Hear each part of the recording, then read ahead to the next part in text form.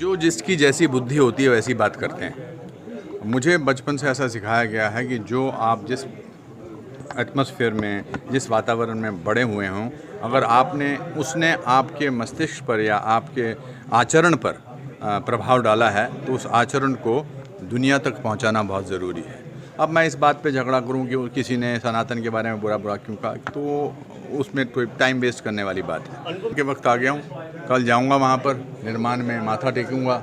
हम सब ने टेलीविज़न पर देखा था प्रधानमंत्री ने कैसे नींव पे पूजा की थी, और कल जाकर मैं मेरी माँ का सपना पूरा करूंगा। उन्होंने कहा था कि मुझे ले चल, तो शायद मैं अगर मुझे निमंत्रण मिला तो मैं उनके साथ ज़रूर तब आना चाहूँगा।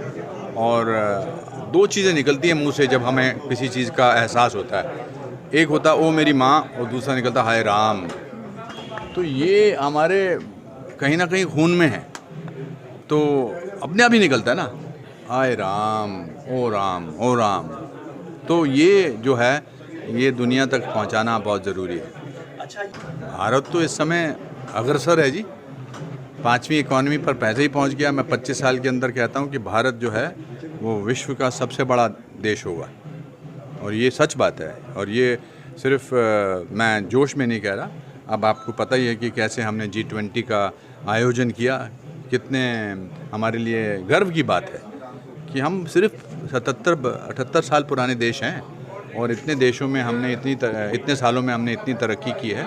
तो ये हर दिशा में हमारे को जाना चाहिए।